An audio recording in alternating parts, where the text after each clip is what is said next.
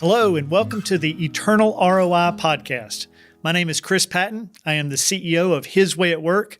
And today I've got a guest for you that is somebody you might be familiar to you. He's been on our show before. His name is Richard Williams. He's CEO of Lineage in Charlotte, North Carolina, home base.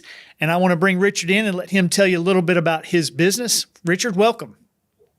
Thank you, Chris. It's good to be with you this morning. A little bit about Lineage is we're a company that's spread out geographically. So while we're about 130 employees in total, most of my operations are 15 to 20 employees. I have operations in Little Rock, Arkansas, Kansas City, Buffalo, New York, Rochester, New York, and Winston-Salem and Charlotte, North Carolina. Fantastic. And basically what we do, Chris, is we're in the business critical communication space. And that's just a fancy way of saying if you get something in paper format in your mailbox or in a digital format, my company sells hardware, software solutions to produce those documents. And then we have an outsourcing company for companies that don't want to do the work, and we do it for them. Fantastic. So how long have you been in business, Richard? Our company started in 1984. So I guess we're coming up on 40 years next year. Wow. That is a huge milestone, brother. So congratulations on that. Thank you. So tell me, how long have you guys been doing the His Way at Work system? We've been doing His Way at Work since 2017 is when I had the thought process to kind of start it. And we actually started it in 2018 I want to say the fall of 2018. So 5 years almost. Yeah, fantastic. So you guys are fairly mature on that path. I know a good bit about your company and some of the things that you do. And the reason I say that is because you and I were talking just a few weeks ago, and you mentioned a new program. Now, a new program in this context is not something that we brought to you. It's not something we even suggested, but it's something that through the process of going down this journey, this path of using your business in this way as a platform for ministry, you've come across something that you have seen as a need and you want to jump on and act on it. So I want you to tell us a little bit about I think you call it your Second Chance program, and just give us some sense of what was the catalyst for that program and where you think you're headed there. Sure. Lineage has kind of changed over time, Chris. Originally, we were very much white collar, and then we made some acquisitions. It became probably about a third of our employees are blue collar. But where the Second Chance program came from was through C12, which is another organization that you and I've talked about in the past. I had seen video clips of organizations that were giving second chances, and I'd seen the video clips of the interactions with them and their employees and the difference that they were making. And so we decided to embark on that path ourselves. I actually had an employee who one day didn't show up for work. And when we called the emergency number, we had found out she went to federal prison. She was one of our best employees and really a role model, somebody who we wanted to lead our caring teams through the His Way at Work program. And she just disappeared, if you will. And so that's kind of where it kind of started. I started writing her in prison and talking to her. And then it just kind of grew from there over a period of several years.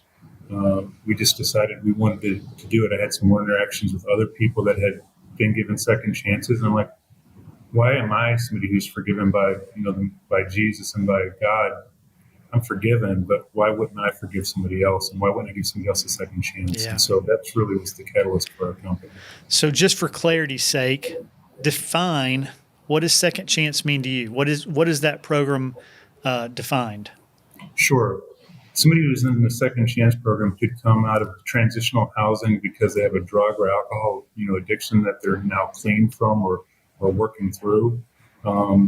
It could be somebody who's homeless. It could be somebody who's been incarcerated.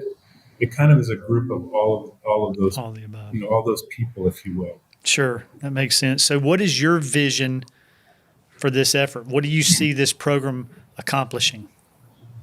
Our vision for this effort is we want to give these people an opportunity either within our company, right? Where they can come in and get a position for whatever skill set they have. And this is just not open to blue collar, it's open to white collar as well. Let them grow in that position. If they outgrow us, Chris, then we're just a resume builder for them. We're just a stepping stone so they can build their resume. what you have to understand is in the second chance world, there's lots of 10 and 12 and $13 an hour jobs.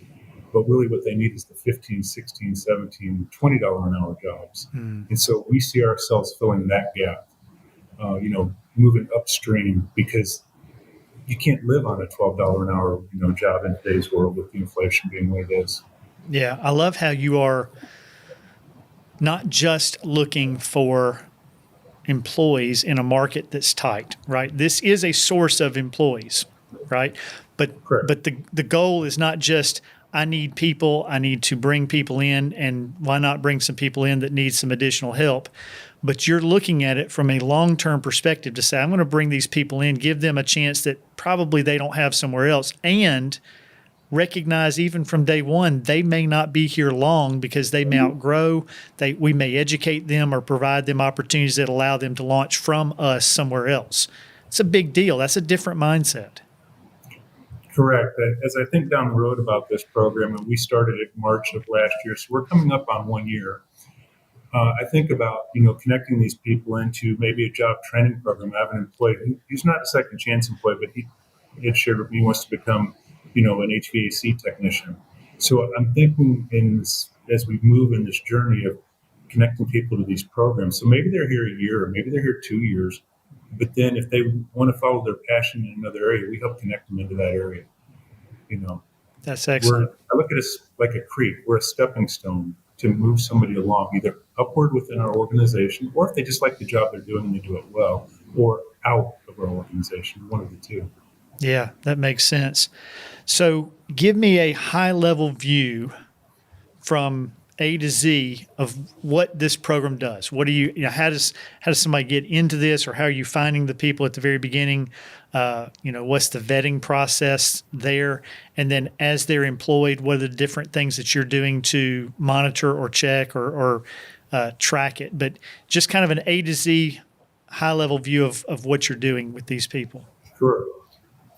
So first I would say, if somebody wanted to get into this, talk to people who you can find that are doing it well and ask them questions. That's where we started. And then we came up with a single document. I think it was a page and a half of kind of just some general guidelines. What is off limits? What would we never hire for? What's kind of in the gray area, and what's good to go. For example, if there was somebody employed in my company and they were affected by the person who we were giving a second chance to, we would not hire that person because we would not want to cause, tension there or an issue. So you need to develop, kind of your mindset with your leadership team. So that's where we started. Then the next thing we did was we connected to a couple of organizations that are in the second chance business. Transitional housing, as I call it. Some people call it halfway house, but I like to call it transitional, or maybe transformational housing, right? They're moving and growing. And connect with those people. And they kind of become your initial screeners, if you will.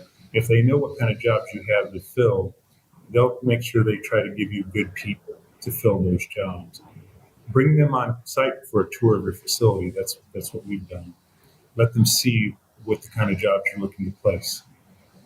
And then take them through the same vetting process that you would normally take them through.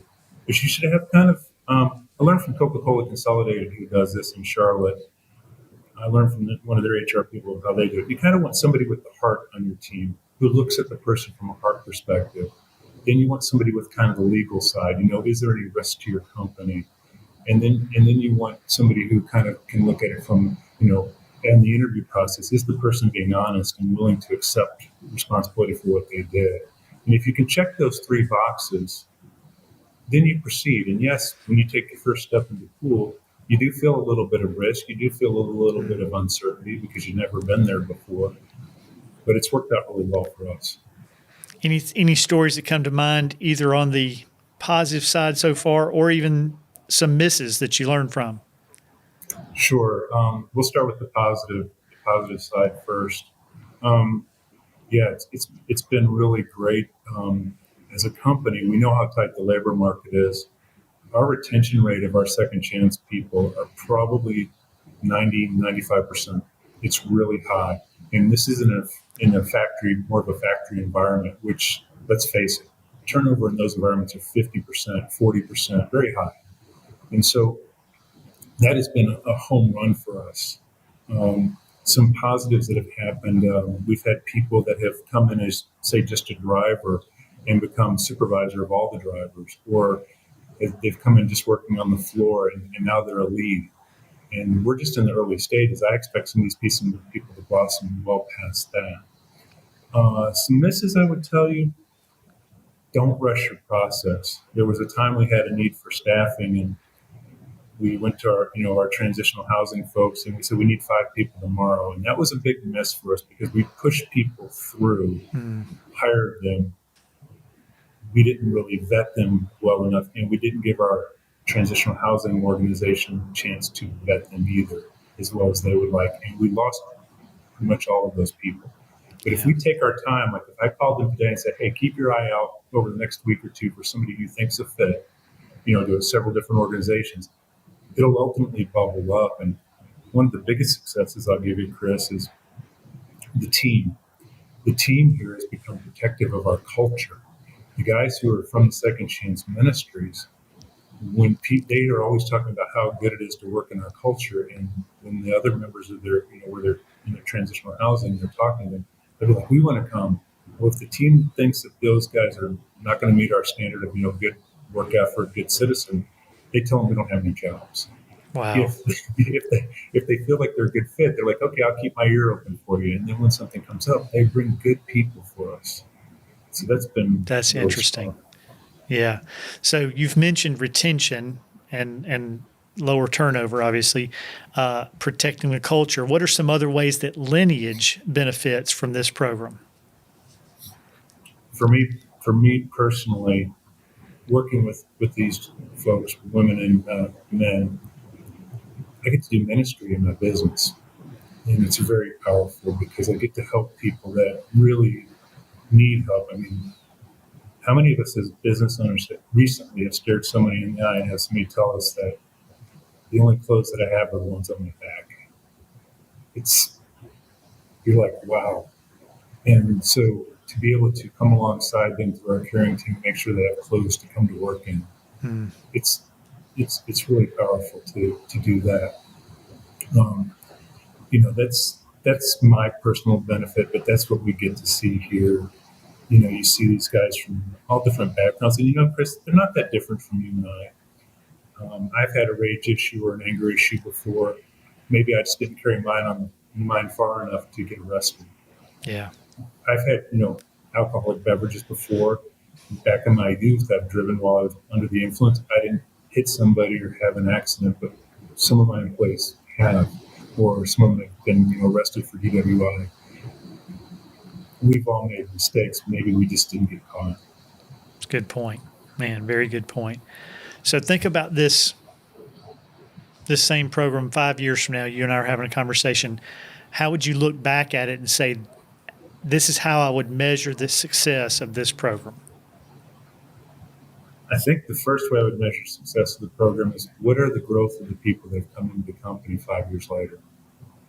Have I grown them, or are they all still doing the same jobs? Have I grown them up and out, or have I grown them into the organization?